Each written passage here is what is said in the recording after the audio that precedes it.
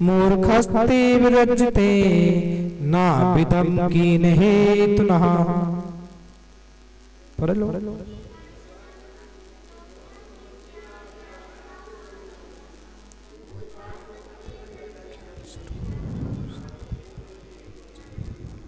बोले अज्ञान स्वरूप सर्प द्वारा स्नेह पूर्वक पालित इंद्रिय जन सुख वास्तव में दुखी होता है। फिर भी मूर्ख लोग किस कारण से उसी के विषय में अनुरक्त रहते हैं हम नहीं जानते। बोल रहे अज्ञानता बस सर्प को कितना भी पाल करके रखो, सर्प को अपने पास कितना भी पाल करके रखो, आखिर में सर्प क्या करेगा? जैसे अवसर मिलेगा तो वो जहर ही उगलेगा, वो अपने जहर समाप्त नहीं करता है। तो बोल रहे इंद्रिय जन जो भी सुख है, इंद्रिय जन जो भी सुख हो रहे हैं वास्तव में वो दुख ही होता है। जिसको सुख मान रहे हैं वह सुख नहीं है, वो अंत में दुख देने वाले ही होते हैं। कितना भी अच्छा संभाल करके रखना, कितना भोग करके रखना, लेकिन अंत में वो इंद्रिय के जो है सुख वो वास्तव में सुख नहीं, वो तो दुख ही देने वाले हैं। मूर्ख लोग उसी में आसक्त हो जाते हैं, ऐसा कहा है। और भी 11 वर्ण में कहा है अत्यंत दुर्वेशम देवालब्धोपि किंचित् प्रमादत् प्रतीत कीचन का मल्थ लालसः।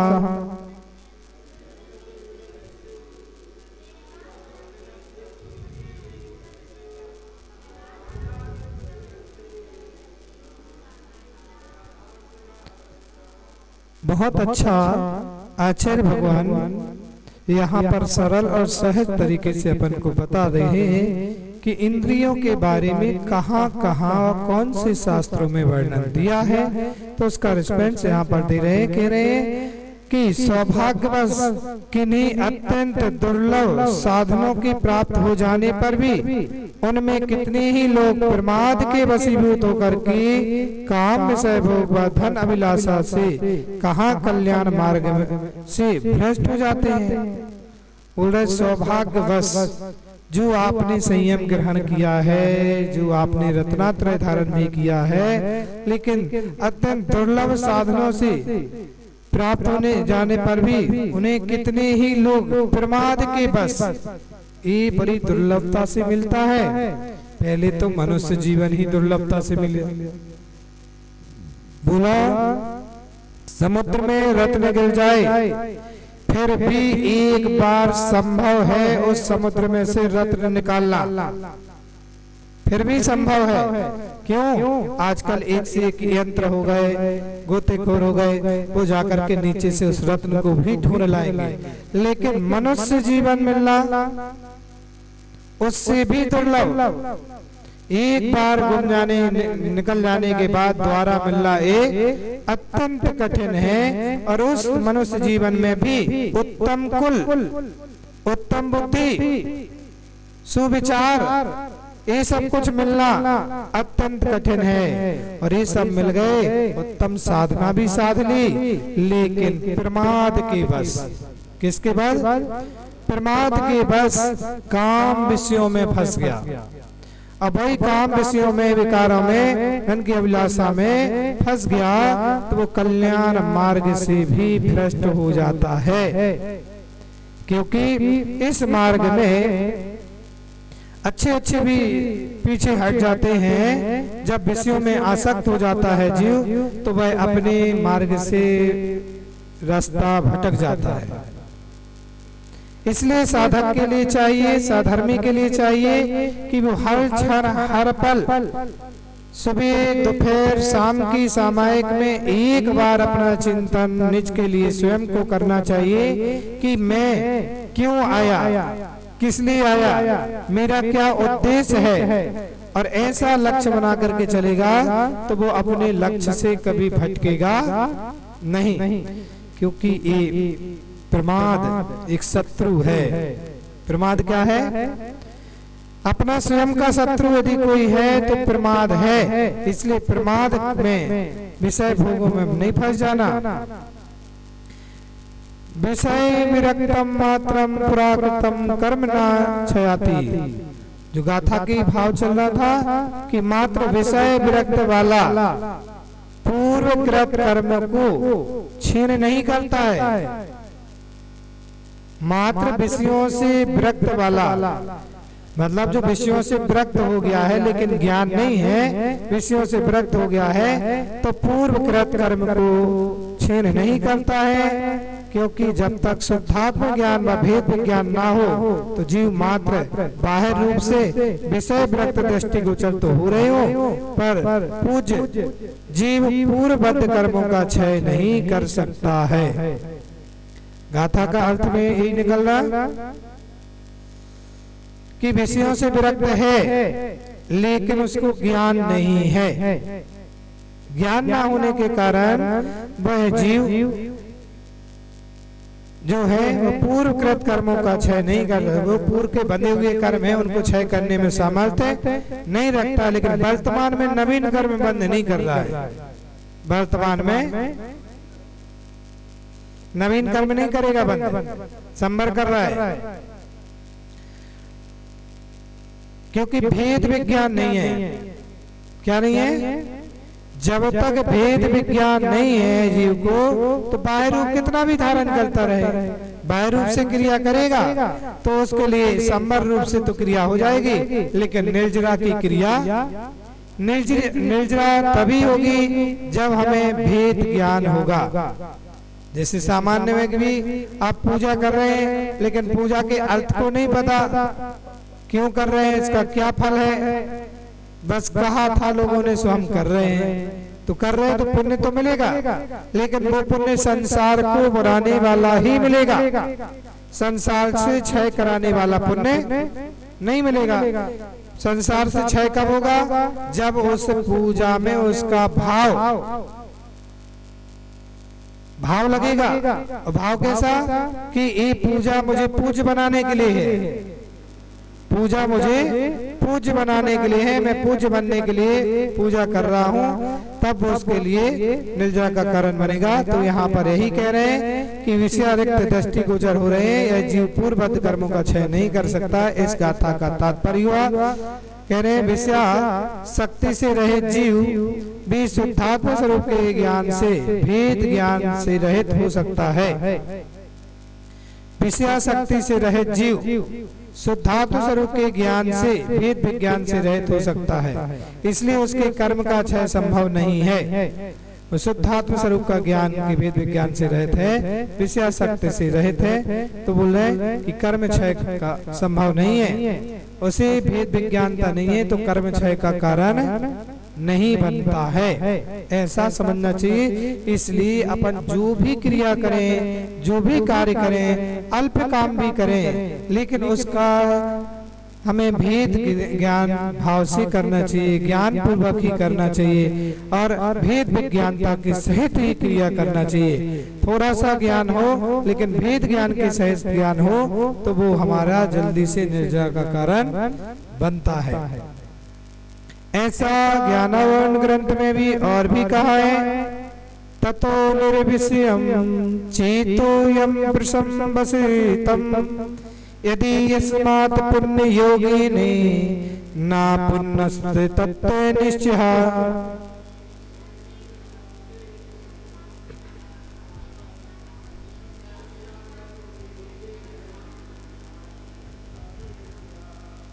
यहाँ कह रहे हैं ज्ञानवर्ण में आचार्य भगवान उसी को समर्थन करते हुए कह रहे हैं, यदि प्राणी का मन पुण्योदय से विषय वांछा रहित होकर के संयम एवं कसायु सम से संयुक्त भी होता है तो उसे तत्व का अर्थात आत्म स्वरूप का निश्चय नहीं हो पाता है।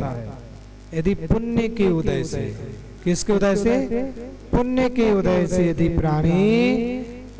प्राणी का मन पुण्योदय से विषयों से वांछा रहित हो जाए।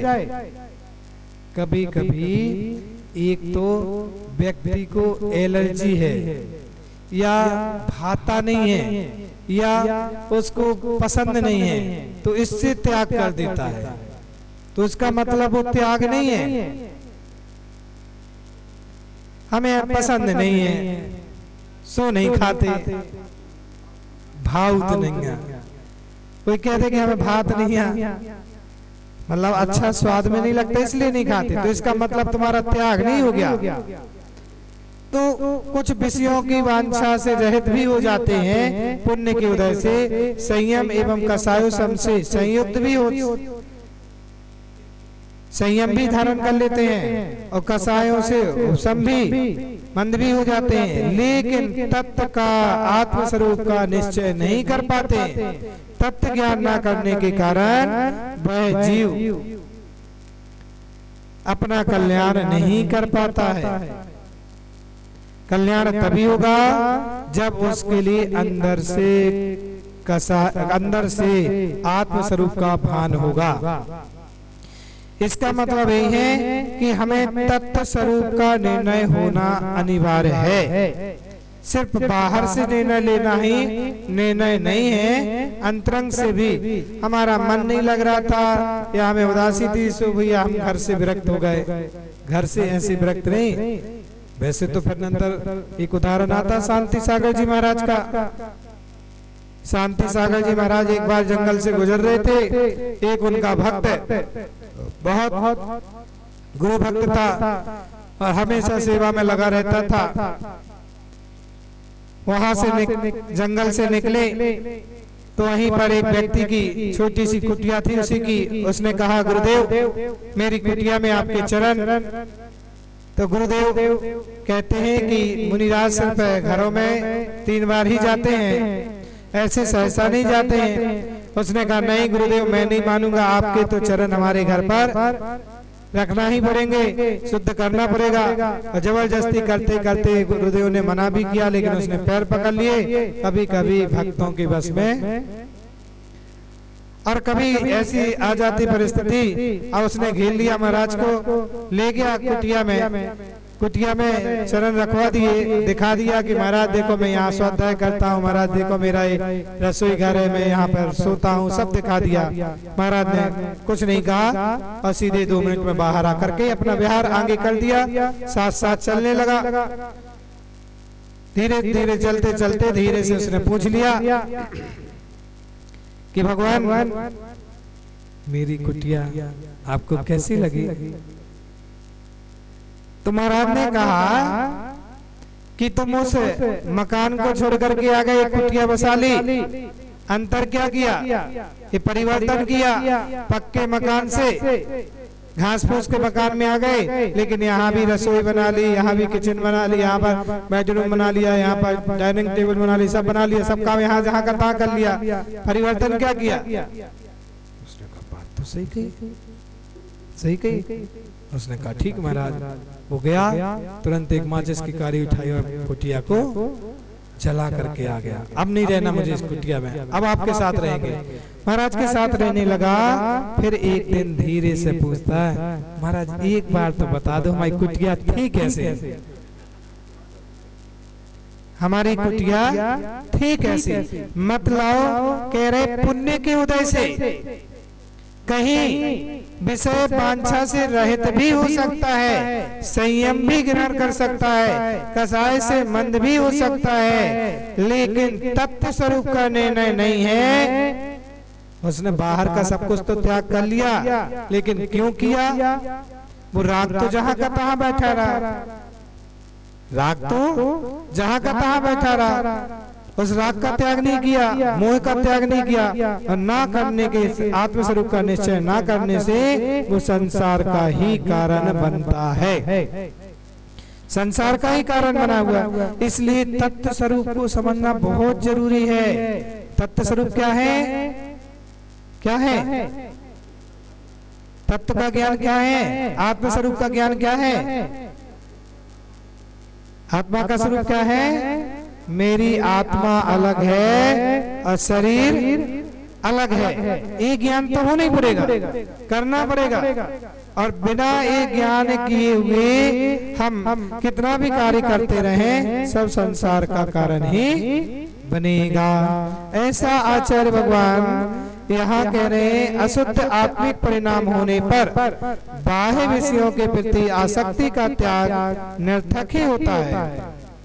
अशुद्ध आत्मिक परिणाम होने पर जो अशुद्ध भाव हैं, आत्मिक परिणामों में वही राग भरा हुआ है, वही कसाय भरी हुई है, और जब तक उनमें तो बाह्य विषयों के प्रति कितनी आसक्ति का त्याग भी कर लोगे, बाहर के विषयों में कितनी भी विरक्ति दिखा लो, लेकिन अंदर से नहीं हुआ। देखो ये ग्रंथ चल रहा है, ये सामान्य ग्रंथ नहीं है, सील पाहुर है। यहाँ तो बारीकता से बात, निश्चय भी बात करेंगे, व्यवहार से सामान्य करेंगे, निश्चय से दृढ़ करेंगे कि निश्चय से बात करेंगे तो निश्चय से अब कहोगे महाराज हम इतना सब कछु तो करत हैं, लेकिन अब तना का मना कसाई आ जाते, तना का मना गुस्सा रहे तो हम क्या करें, कौन हमारे बस में है, सब कुछ तुम्हारे बस में है, सब कुछ तुम्हारे बस में है, ये तुम्हारी बस में है, कसाई नहीं करना। और ऐसे इसको जीतना, यदि हम करते रहेंगे और अशुद्ध परिणाम चलते रहेंगे, अपने स्वरूप की पहचान नहीं कर पाएंगे, तो वो सब क्या करें, निरर्थक ही है, कोई समर्थ नहीं है, सार्थक नहीं है। अब इसका मतलब जी नहीं समझ लेना कि कछु मिलने नहीं है तो काय को करो, अभ्यास करते रहो। बच्चे है कि वो पुण्य का कारण बनेगा, संसार को पुराने वाला पुण्य दिलाएगा, संसार की भोग सामग्री दिला देगा जो तो अनादिकाल से चले आ रहे। अब वही संस्कार हैं, वही तो पुण्य हुआ जब तो स्कूल में आ पाया, विषय भोगों के साधन मिल गए, बुद्धि अच्छी मिल गई, ये पूर्व के पुण्य का उदय ही तो है। यदि पुण्य नहीं होता तो कहां पड़े होते, ऐसी जगह जन्म लिए होती। इतनी क्रूरता कि अंग अंग को काट ले, यहाँ तो एक चींटी मर जा सके, आज महाराज हमसे दरवाजे बंद करते समय चुईया चिपक गई।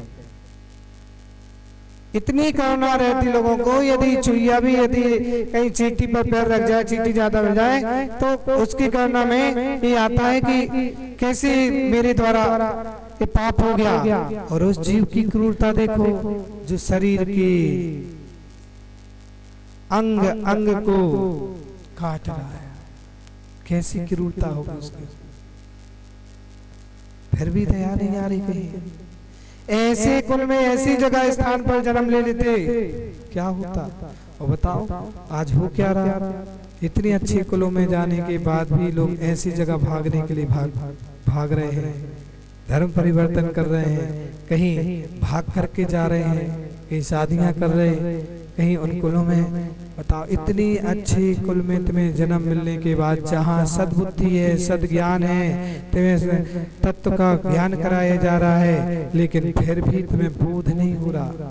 कितना पाप कर्म का उदय, कभी पूर्व के पुण्य से उदय से आ गए अच्छी कुल में, लेकिन कहाँ पहुंच गए, उसी फिर कुल में जहाँ के तहाँ। जब पाप का उदय होता ना तो अच्छे मार्ग से भी बुरे मार्ग में, तो कितने भी विषयों से यदि विषयों से विरक्त हो जाए, लेकिन आत्मशुद्ध परिणाम नहीं है, परिणामों में वही विकार भरे हुए हैं, वही कसाय भाव भरी हुई है, वही विषय भोगों के प्रति आसक्ति भरी है, तो समझना कि वो सब संसार का ही कारण है। इसलिए जो भी करो बड़े अच्छे शुद्ध भाव शुद्धि ही उपेक्षित होती है। इसलिए भगवती आराधना में आचार्य भगवान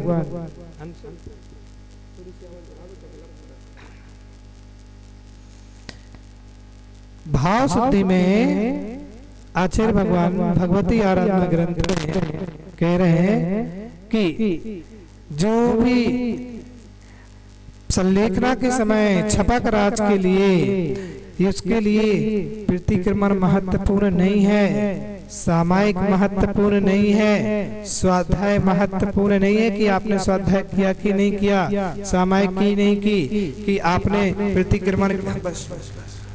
प्रतिक्रमण किया कि नहीं, ये सब महत्वपूर्ण नहीं है। महत्वपूर्ण छपक राज के भाव ना बिगड़ पाए,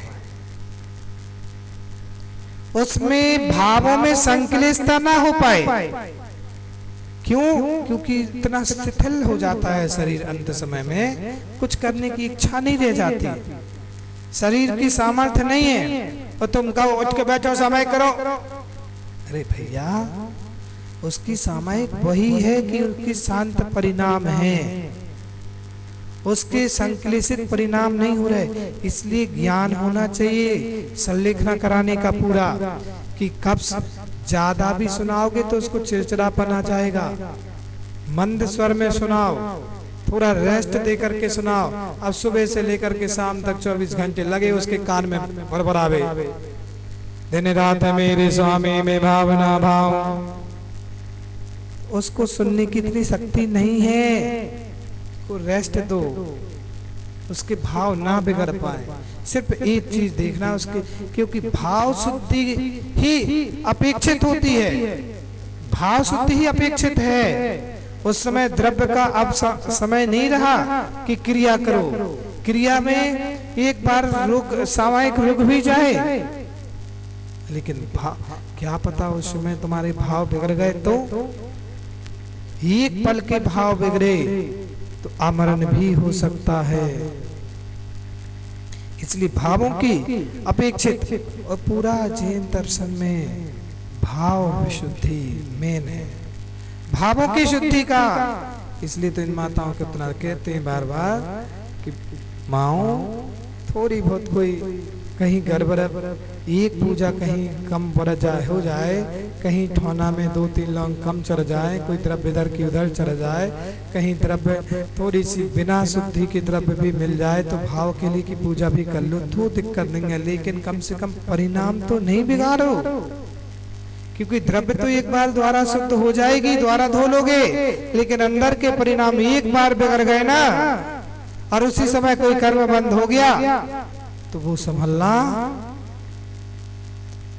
मत संक्लेशित करो, मत बार बार उसको इतना संक्लेशित कसाय भाव बनाओ कि जिससे आपकी भावों की विशुद्धि बिगड़ जाए। भाव की विशुद्धि बनाओ जिससे मुक्ति मार्ग में अग्रसर हुआ जा सकता है, और भाव से ही तो वो मुक्ति मार्ग पर अग्रसर होता है। और भाव गए अंदर से तो सब कुछ गया। भाव प्रावत ग्रंथ गाथा नंबर 5 में भी ऐसा कहा है, परिणम में अशुद्धि गंधे मुच्चे बाहर जा या जई, बहरे गत चाओ भाव विरहु किम कुरई।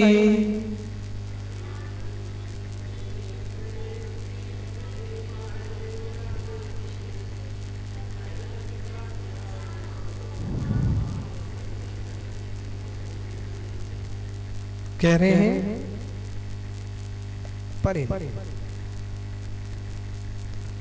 परिणम में कहा गया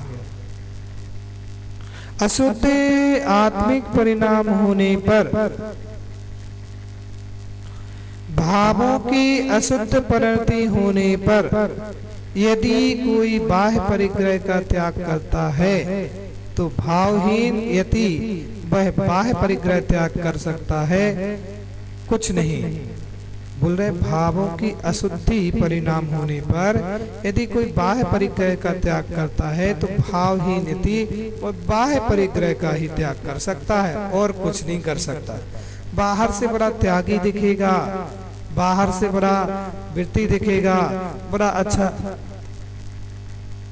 कभी कभी ज्यादा शांत लोग भी खतरनाक होते हैं। ज्यादा शांत जो भोले भाले दिखते ना, बाहर से बड़े भोले भाले हैं, लेकिन अंदर से न जाने बारूद के गोले हैं। अंदर से जौन दिन भड़कते हैं ना, जौन दिन भड़कते हैं तो ऐसे भड़कते हैं 99 दिन की अच्छाई करा हुआ तुमने एक दिन में सब पानी में विलीन कर दिया। 99 दिन तक अच्छा किया, खूब अच्छे बने रहे, सब अच्छा दिखाया, लेकिन एक दिन की क्रोध में, एक दिन की भाव की अशुद्धि के भाव में तुमने 99 दिन पर तुम्हारा पूरा पानी। आदमी 99 दिन की अच्छाई नहीं देखेगा, एक दिन की बुराई देखेगा। इसलिए कहा कि भावों की अशुद्धि, भावों की थोड़ी सी अशुद्धि परिणाम बाहर रूप से कितना भी त्याग करता रहे, बाहर से कितना अच्छा दिखता रहे, लेकिन वो बाहर का ही त्याग कर सकता है, अंदर से तो बिल्कुल शून्य है, जीरो है, उसको कुछ भी प्राप्त है। बोलते रात भर पीसो, ये कहावत जो है ना वो यहाँ घटित हो रही है कि खूब व्रत कर रहे हैं, खूब हम एकासन कर रहे हैं, खूब स्वाध्याय कर रहे हैं, खूब घंटों घंटों पूजा कर रहे हैं, खूब हम दान दे रहे हैं, लेकिन अंदर के भावों से बिल्कुल शून्य हो और कसाय भाव अंदर तीव्रता से बैठी है, तो फिर वो क्या है, बोले कि बाहर से किया है लेकिन अंदर से शून्य है। रात भर पीसा मतलब दिन भर पूरे समय इतना सब कुछ किया और अंदर से बिल्कुल खोखले, कुछ भी नहीं मिला, प्राप्त हुआ। आप कहोगे तो इससे अच्छा हम करें ही ना महाराज, करते तो रहो।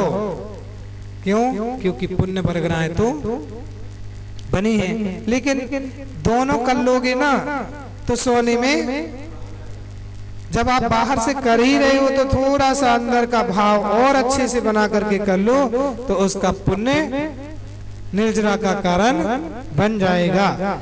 ऐसा जानकर के हे भव्य अनंत दुखों के कारण विषय सेवन को छोड़ करके सम्यक वैराग्य के बल पर विषय शक्ति को ही समूल नष्ट करो, कर्म क्षय कर मोक्ष मार्ग में अग्रसर होते जाओ। यह गाथा का तात्पर्य है। पूरी गाथा का तात्पर्य यहाँ बता रहे हैं कि हे भव्य जीवो, अत्यंत दुखों के कारण विषय सेवन को छोड़ करके सम्यक वैराग्य को बल से, सम्यक पूर्वक वैराग्य के बल से तुम विषय शक्ति को ही शूल से ही नष्ट कर दो। किससे? समूल से ही नष्ट कर दो। कर्म क्षय कर मोक्ष का मार्ग में अग्रसर हो जाओ कि अब वैराग्य तो धारण कर ही लिया। दो प्रकार का वैराग्य होता है, एक उतावले पने का वैराग्य होता है और एक सम्यक पूर्वक वैराग्य होता है।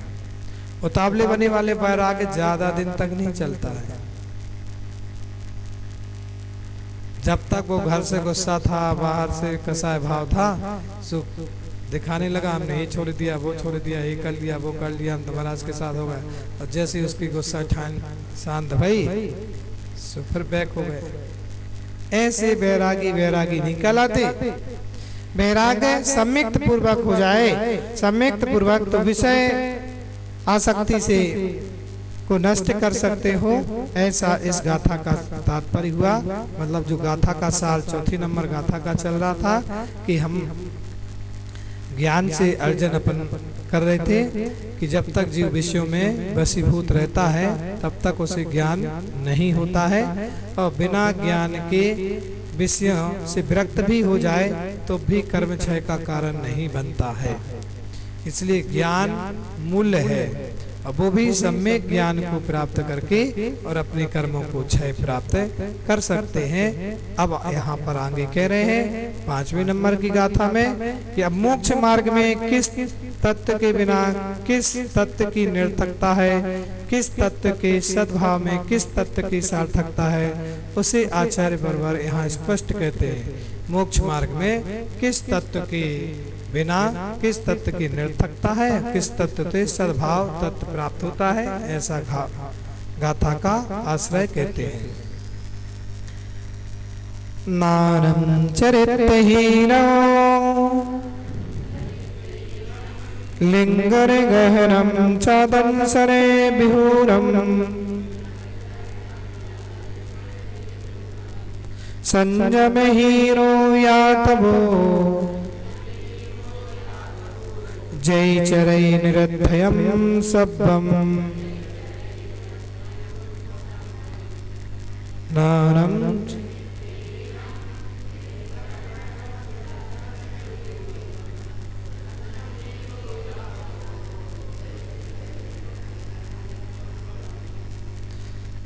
नारं चरित्ति शुद्धं लिंगम गहनम चदंसरे विशुद्धम संयम से दो यातवो थावो बिह महाफलो हुई नारं चरित्ति शुद्धम लिंगन गहनम चदंसरे विशुद्धम संजम सहोद्यतमो थावो वे महाफलो हुई। पांचवी गाथा बोले एक साथ। नानम चरित्रहीनम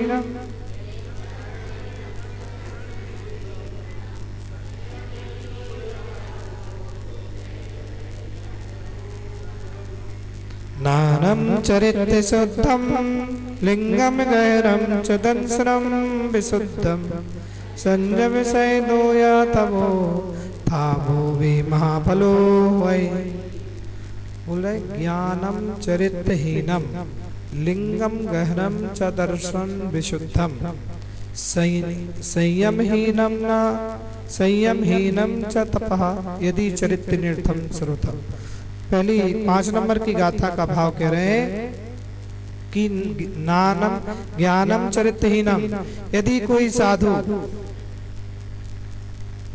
चारित्रहीन ज्ञान है तो सम्यक दर्शन रहित लिंग भेष का और संयम रहित तप का आचरण करता है तो उसका वह सब ज्ञान भेष व तप निर्थक ही है।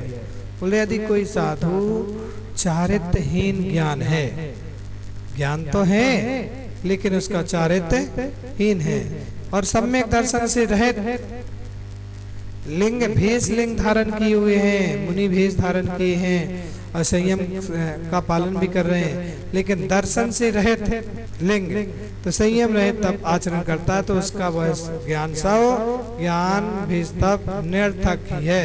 ऐसा उसका ज्ञान और उसका बाहर का भेष सब निर्थक ही है बिना सम्यक्त के। किसके? बिना सम्यक्त के सारा बाहर का लिंग निर्थक ही है।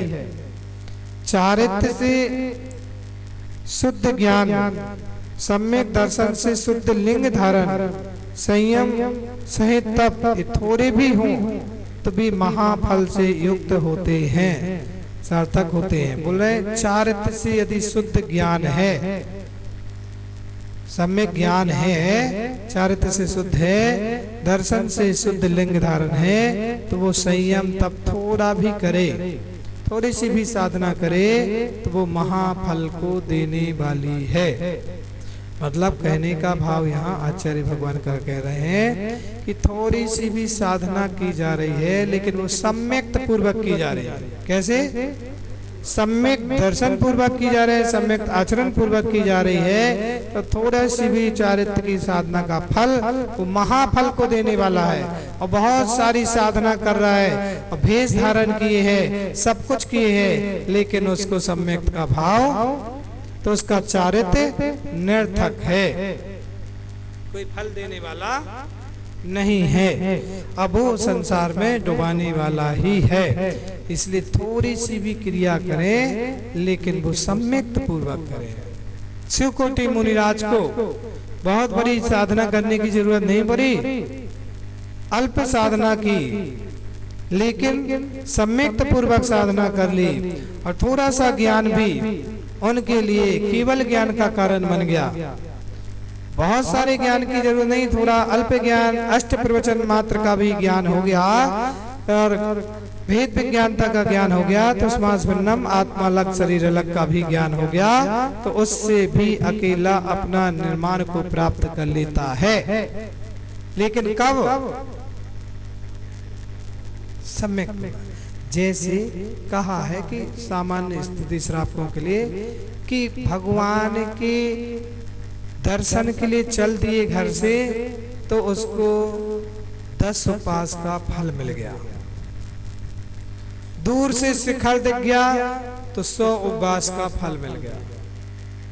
और पास में आकर के भगवान के दर्शन कर लिए, सहस्त्र हजारों उपवास का फल। अब लोग कहे महाराज फिर हम काहे को उपवास करें, काहे को भूखे रहे, हम तो रोज ही दर्शन करते, रोज हजारों उपवास का फल मिल जाता। तो ऐसे दर्शन से दर्शन का मतलब नहीं कहा कि यहाँ घर से तनक चाबी भी ले आए, 100-200 रुपया डाल लाए बैग में, एक थैलिया ले आए, रास्ते में अच्छी ककड़ी मिल गई सो कई ककड़ी खरीद लो, फिर चले दर्शन कर भी। सोचते ककड़ी भी खरीद गए, लौकी भी खरीद ली, ऐसे दर्शन कर रहे, बाहर पन्नी रख दी, सब भाई देख भी लगे हमारी पन्नी कोई ले तो नहीं गया। ऐसे दर्शन की बात नहीं कर रहे हैं आचार्य भगवान। दर्शन का फल ऐसे ही नहीं कह दिया आचार्यों ने कि खाली से करके दर्शन देख दर्शन हो गए तो आपको उपवास 100 उपवासों का फल मिल गया। ऐसे दर्शन के लिए नहीं कहा। कैसे? अंतरंग से विशुद्ध परिणाम, राग देश क्रोध मान माया लोभ के परिणामों से रहित होकर के। कैसे? राग देश क्रोध मान माया लोभ इन सब परिणामों से रहित होकर के दर्शन के भाव बना रहा है, दर्शन के भाव बना रहा है, तब उसकी जो विशुद्धि बन रही है। और उस समय ईर्ष्या समिति पूर्वक भी देख करके चल रहा है, करुणा के भाव हैं, दया के भाव हैं, विशुद्ध परिणाम है।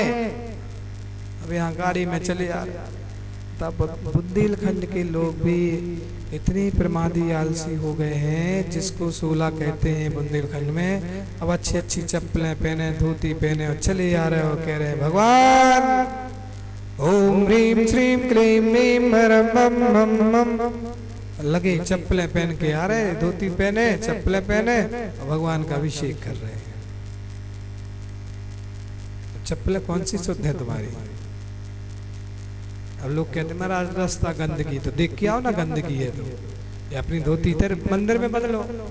लेकिन चप्पल पहन करके तो जो हम चौकों में हम लोग निकलवा देते हैं, चौके में यदि कोई चप्पल पहन के आए और हम लोग देख लें, या कोई का पैर चप्पल में पैर चप्पल पे लग गया तो अपन उसको चौके से अलग कर देते हैं, चलो बाहर अशुद्ध हो गए तो। और तुम 3 लोग के नाथ को अभिषेक कर रहे चप्पल पहन कर, और फिर कह रहे कि हमें हजारों उपवास का फल मिल जाए भगवान।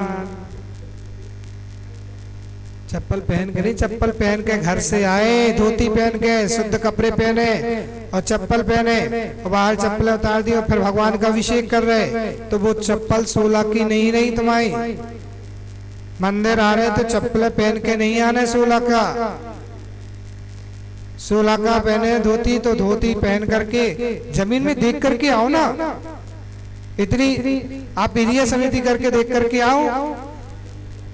नहीं? अरे अब प्रमादी लोग हैं ना, करें क्या? उन्होंने अपना सॉल्यूशन निकाल लिया कि रास्ते में गंदगी रहती है, रास्ते में कीचड़ होता है, इसलिए तो भैया इससे अच्छी एक धोती मंदिर में रख लो, मंदिर में धोती रखो, वहीं डालो, अपने यहाँ सारे कपड़े उतारो, फिर कपड़े बदलो, फिर करो। दिल्लियों में तो यही परंपरा है, मंदिर में रखी धोती, वही अपनी धोती बदलते हैं। लेकिन इसका मतलब ये नहीं है कि अब तुम उसको गलत प्रथा बना लो, गलत परंपरा बना लो, ये अपना आगम नहीं है। शुद्धि शुद्धि तो ऐसे शुद्ध विचार का ही फल वहां पर सहस्त्र कोटि का फल मिला दर्शन करने का। अब तुम यहाँ पर राग देश के परिणाम भी लिए हो कसाय रूप परिणाम भी किए हो और दर्शन कर रहे तो उसका फल नहीं मिला। यहाँ कह रहे हैं साधु के लिए भी कह रहे भैया तुम कितना भी आप सब कुछ तप कर रहे हो, कितनी 22 परिश्रय को सहन कर रहे हो, इतना नग्न भेष धारण किए हो, इतने चारित्र को धारण कर रहे हो, सब कुछ कर रहे हैं, लेकिन तुम्हारा श्रद्धा नहीं है। मुनि व्रत धार अनंत बार नौ में ग्रावक उपजाए, पे निज आत्म का ज्ञान न भान। रंच मात्र वह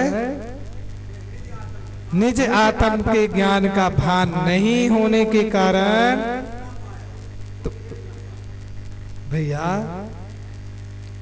आपने पढ़ी ना छठाला, बोलो ना हाँ, कछु तो बोलो हाँ या ना, पढ़ी है ना, तो उसके अर्थ को समझो।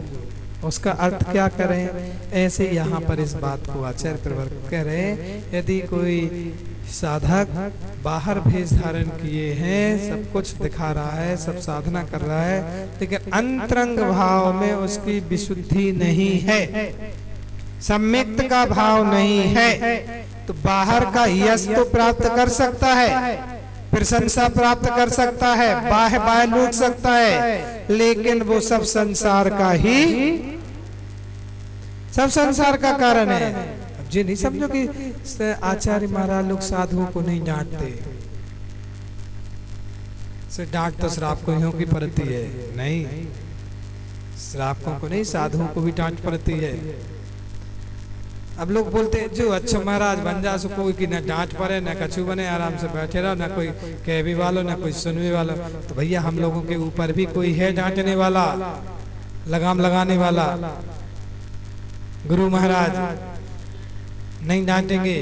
तो ऐसे आचार्य महाराज लोग साधुओं को भी, आचार्यों को भी डांट रहे हैं और कह रहे हैं कि तुम इतना बड़ा भेष धारण किए, इतनी बड़ी साधना कर रहे हो, इतना बड़ा तप कर रहे हो, जो लोक में इतनी प्रसिद्धि प्राप्त हो रही है, लेकिन अंदर का भाव से शून्य हो, मतलब दर्शन, सम्यक दर्शन से शून्य हो, श्रद्धा नहीं है, तो तुम्हारा सारा ज्ञान, सारा चारित्र्य निरर्थक है। कैसे निरर्थक है? सब संसार का कारण ही है। इसलिए अंदर के भाव से बाहर के भेष में भी धारण करें, ऐसा आचार्य भगवान कहते हैं। आगे इसी का श्रवण संबोधनी टीका में क्या कहते हैं कि चारित्रहीनम नानम दंसन विहून चा लिंग गहनम संयम हीनो यहा तबो जय चरई सब निरर्थम। बोल रहे कि चारित्रहीन ज्ञान, दर्शन विहीन लिंग धारण, संयमहीन चा तप यदि चारित्र सब निरर्थक भवति, सब निरर्थक है। कैसे? दर्शन से विहीन है। तो यह पांचवी गाथा के पदों का अन्वय समझना चाहिए। चारित्रहीनम चारित्र शुद्धम नानम दंसन विशुद्धम चालिंग गहनम संजम सहितो या तवो थावो भी महाफलो हवई।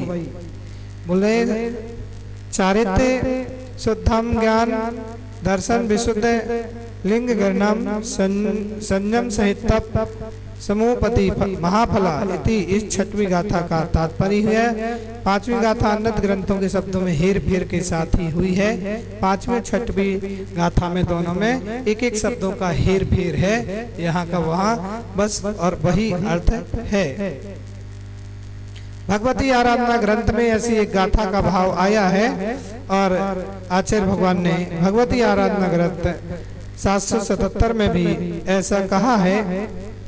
मूलाचार में भी इस प्रकार से गाथा 902 में भाव दिया है आचार्य भगवान ने कि नानम कर भीरो लिंगम गहरम च संजमे विहूनम दंसन रहियो या तवो जो कुनई निरर्थम कुनई।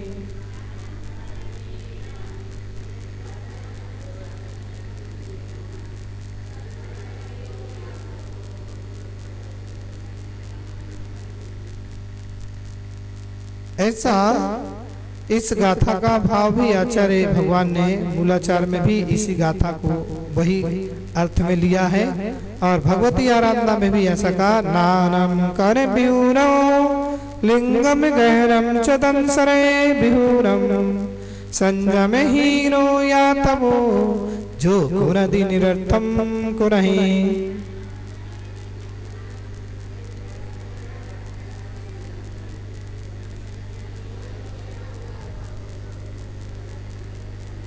देखिए, एक सामान्य प्रवचन करना सरल है, लेकिन टीका लिखना बहुत कठिन है। प्रवचन में तो सीधा शब्द अपना अर्थ बोलते चले जा रहे हैं, सो हो गया, लेकिन टीका में पूरी मेहनत लगती है, खोज करना पड़ती है। अब जो गाथा यहाँ पर सील पाहर की 5वीं 6वीं नंबर की गाथा आई है, तो इन्हीं गाथा का अर्थ कहा मूलाचार की गाथा में वही अर्थ लेकर के दे रहे हैं। तो वो खोज की मूलाचार पढ़ा होगा जब तो ये गाथा निकाली। फिर वहां पर भगवती आराधना ग्रंथ में भी रिस्पेंस दिया कि इस गाथाओं का अर्थ ए, सामान्य का अर्थ ए मिल रहा। तो ये जो टीकाएं लिखी जाती हैं, इसमें बहुत मेहनत लगती है, अनेक ग्रंथों का अध्ययन करना पड़ता है, और अध्ययन करके फिर उसका निकाले, और फिर जो संस्कृत जो टीका लिखी वो अपनी स्वयं की लिखना पड़ती है। तो आचार्य भगवानों को बहुत मेहनत। अभी हम लोग समझते थे पहले कि आचार्य का मतलब है कि दीक्षा दे दो, बैठा दो शिष्यों को, संग बना लो, सुआचार्य बन गए। लेकिन आचार्य भगवान को जब हम लोगों ने देखा कि आचार्य भगवान इतने बड़े संघों को संभालने के बाद 50-50, 70-70 साधुओं को संभालना, वृद्ध साधु, अब घर में 2 लोगों को तो आपस में संभालने में दिक्कत होती, घर के 2 सदस्यों को संभालना बड़ा टेढ़ी खेरी है। एक पश्चिम में जाता है तो एक उत्तर में जा रहा है, एक की सोच कुछ अलग है, एक की सोच कुछ अलग है। घर के 3 सदस्य रहते तो तीनों की तो बन नहीं रही, और यहाँ 70-70 साधुओं को लेकर के चलना, उनको संभालना, आचार्य भगवान कितना कंट्रोल करते होंगे, और उनको समय कम मिलता होगा। समाज को भी देखना, संघ को भी देखना, स्वयं की क्रियाएं भी करना, उसके बाद भी आचार्य भगवान लेखन करना। जब हम लोग देखते थे आचार्य भगवान जब सम्मेद शिखर जी में 2018 में चतुर्मास चल रहा था, और जब हम भी साथ में थे, तो एक दिन पहाड़ पर हम लोग 2-3 बार रुके। तो एक बार पार्श्वनाथ भगवान की टोंकी यहाँ पर वहीं जो वो छोटी छोटी कर्मचारियों के कमरे हैं उन्हीं को खाली करा करके वहाँ पर रुके। तो आचार्य भगवान जहाँ चरण नीचे वाले हैं ना, वो गुफा में, उसके बाजू में एक छोटा सा कमरा है। गुरुजी वहां रुके, हम लोग यहाँ रुके। तो रात को अचानक 1 या 2 बजे हमारी नींद खुली, 2 बजे के आसपास। अब मैंने ठंडी लगी तो हमने देखा, हमने कहा ऐसा ना गुरुजी को ठंडी लग रही है, देखा है पहाड़ पर। मैं जाकर के देखा तो आचार्य श्री वहां पर बैठे और लिख रहे, अपना लेखन कर रहे। तो सुबह मैंने पूछा आचार्य श्री सोए कब? बोलते जब नींद खुल गई, जब लिखने बैठ जाते हैं, जब नींद आ गई तो सो जाते हैं। ये है अपना समय कब निकालना है, कैसे निकालना है, और उन समयों में लिखना, अध्ययन करना, पहले पढ़ना फिर लिखना और फिर उसका प्रकाशन करना, ये मूल होता। तो ऐसी टीकाएं आचार्य भगवान ने लिख दी। तो अब अपन को इस सहूलियत हो गई कि भैया 2 गाथाएं जो आई हैं, इसी का भाव, एक सा भाव ऐसे मूलाचार ग्रंथ में भी मिल रही गाथा में, और उसी का भाव आराधना।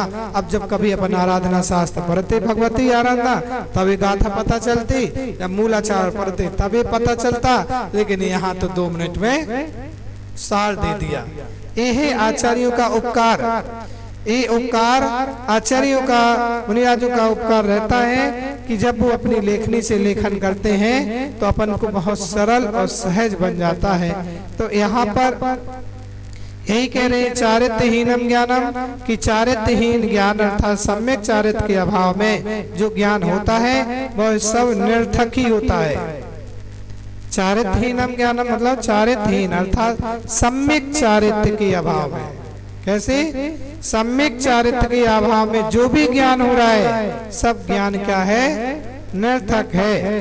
ऐसा समझना चाहिए और ऐसा जानना चाहिए। सिद्धांत, आगम, आध्यात्मिक, साहित्य, न्याय, व्याकरण आदि शास्त्रों का ज्ञान प्राप्त होने पर भी उन शास्त्रों में प्रतिपादित व्रत, नियम, तप रूप आचरण से रहित कोई हो तो उसका शास्त्रादि का ज्ञान निष्प्रयोजन अर्थात व्यर्थ ही है।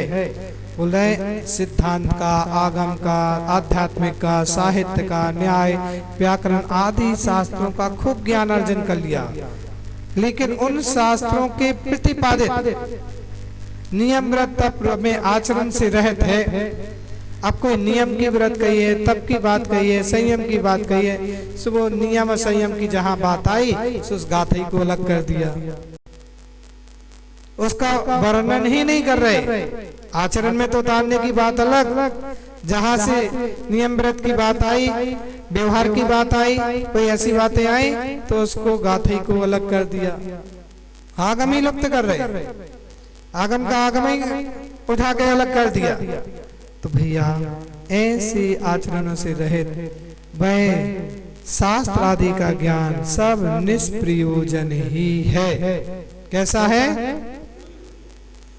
व्यर्थ है। वह चारित्र क्या है? जिससे रहित ज्ञान निरर्थक हो जाता है। बता रहे हैं जिससे हित को प्राप्त करते हो, अहित का निराकरण करते हो, वह चारित्र होता है। अर्थात साधुजन, सज्जन जिसका आचरण करते हैं वह चारित्र होता है। इससे स्वरूप को शास्त्र में अनेक प्रकारों से प्रतिपादित किया गया है। उसे सार रूप में यह प्रस्तुत किया जा रहा है कि हिंसा, असत्य आदि पापों से विरत को चारित्र कहा जाता है। चारित्र किसे कहते हैं? बोले हिंसा, असत्य आदि पापों से विरक्त होना ही चारित्र कहा जाता है। ऐसा श्रावकाचार्य इस श्लोक में भी 49 नंबर की गाथा में वर्णन किया है। सो आगे कल फिर समझेंगे और कल फिर जानेंगे। आज इतना ही कह रहे हैं, इतना ही समझ ले कि बिना सम्यक ज्ञान के, हमारा बिना आचरण के हमारा ज्ञान निरर्थक है। और हम जो भी ज्ञान अर्जन करें सम्यक पूर्वक करें और उसका आचरण सम्यक पूर्वक करें। जो आचरण जैसा कहा गया है उस आचरण को वैसे ही स्वीकार करना, तो वही आचरण का फल हमारे लिए फलीभूत होता है। अन्यथा हमारा फल फलीभूत नहीं है। तो यहाँ यही समझने का भाव है। बस कुछ समझ में ज्यादा आए या ना आए, लेकिन आप श्रुत का अध्ययन कर रहे हैं, पढ़ रहे हैं, श्रुत का शब्दों में कानों में जा रहा है, तो वो कहीं ना कहीं आपको काम करेगा। और शास्त्र आ चुके हैं, जिनको भी पढ़ने की ललक है और समर्थ रखते हैं पढ़ने की, तो वो अपने शास्त्र में देख करके पढ़ सकते हैं और यहाँ पर ले करके बैठ सकते हैं। लेकिन टाइम वाले आए, नंदा पीछे ले जा करके बैठा लो, तो समय से आकर के आगे बैठ जाओ, अपना अपना शास्त्र ले लो और अपने उसमें देखते जाएं, पढ़ते जाएं। इसी मंगल भावना से चातुर्मास की पावन वेदनाओं में यही लाभ मिलता है। और ये बीजारोपण हो रहा है, बीजारोपण हो रहा है। ये सीजन है, अभी बोनी का सीजन चल रहा किसानों का। जैसे मौसम खुलता है तो किसान पहुंच जाते खेत में। और 12 में से 8 गए, 12 में से 4 गए, कितने बचे? कितने बचे? 8 बचते कि नहीं? ज्ञानी पुरुष से पूछोगे तो वो तो यही कहेगा कि 12 में से 4 चले जाएंगे तो 0 बचेगा। और सामान्य ज्ञान वाला से बात करोगे तो वो कहेगा 8 बचे। कितने बचे? अब देख ली, यही में लगा लीजिए सामान्य ज्ञान और विशेष ज्ञान में।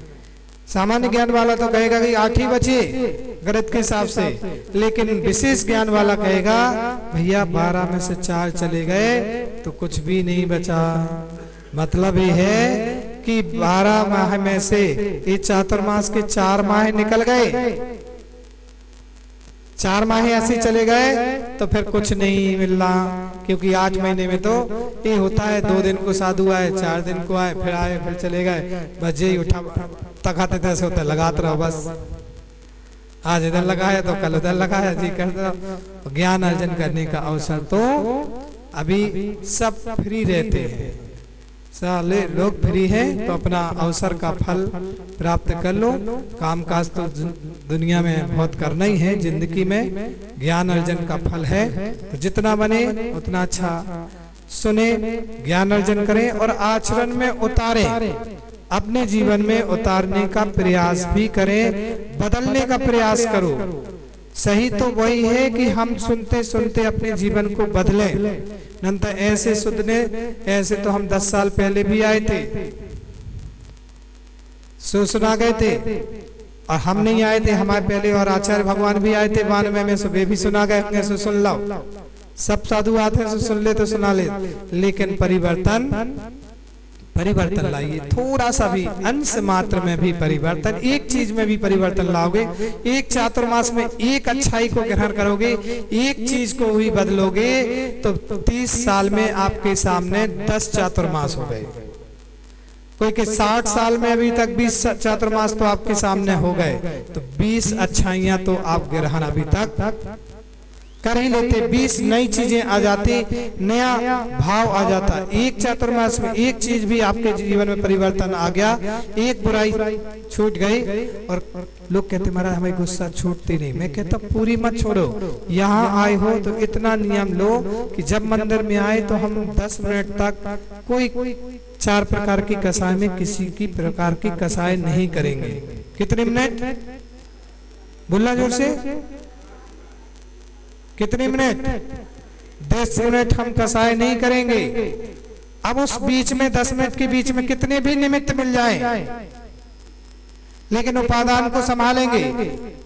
10 मिनट का जिस दिन पुरुषार्थ होना चालू हो जाए ना, फिर आप दूसरे दिन फिर कहना 15 मिनट, फिर 20 मिनट, फिर 25, और 5 में नहीं तो 2-2 मिनट में बढ़ाओ, और करते करते करते करते 1 साल में इतना अंतर आ जाएगा कि आप 24 घंटे पर अपने यहाँ पर कंट्रोल कर लोगे।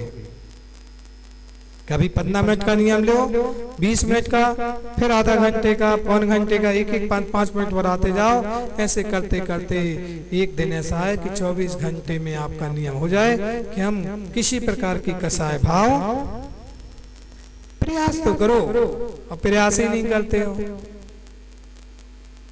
प्रयास ही नहीं करते हो तो कैसे काम चलेगा? प्यास होगी तभी तो प्रयास करोगे, इसलिए प्यास जागृत करो अंदर से, तो प्रयास भी करोगे। 5 मिनट का अभ्यास भी एक दिन बहुत बड़ा अभ्यास। ओम शांति, सर्व शांति। समय हो गया है।